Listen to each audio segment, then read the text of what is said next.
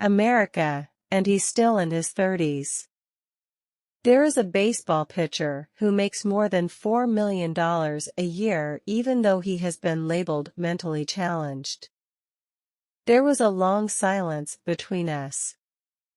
It was dawning on me that I was giving my son the same advice my parents had given me. The world around us has changed, but the advice hasn't. Getting a good education and making good grades no longer ensures success, and nobody seems to have noticed, except our children. Mom, he continued, I don't want to work as hard as you and Dad do. You make a lot of money, and we live in a huge house with lots of toys. If I follow your advice, I'll wind up like you, working harder and harder only to pay more taxes and wind up in debt. There is no job security anymore. I know all about downsizing and right-sizing. I also know that college graduates today earn less than you did when you graduated. Look at doctors. They don't make nearly as much money as they used to.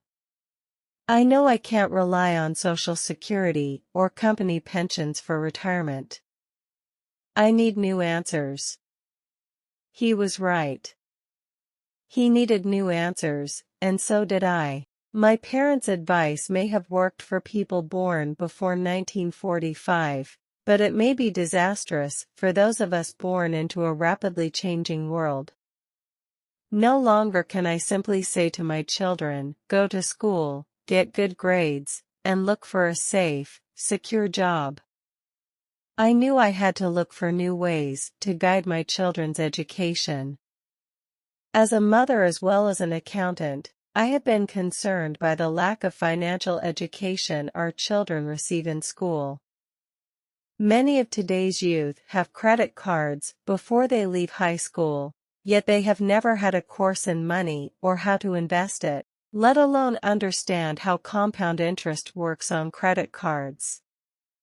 Simply put, without financial literacy and the knowledge of how money works, they are not prepared to face the world that awaits them, a world in which spending is emphasized over savings.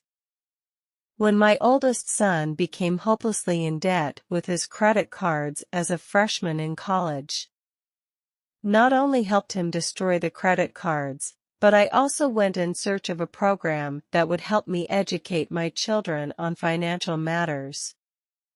One day last year, my husband called me from his office. I have someone I think you should meet, he said.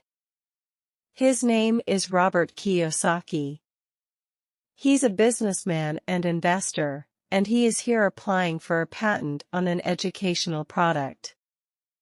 I think it's what you have been looking for. Just what I was looking for.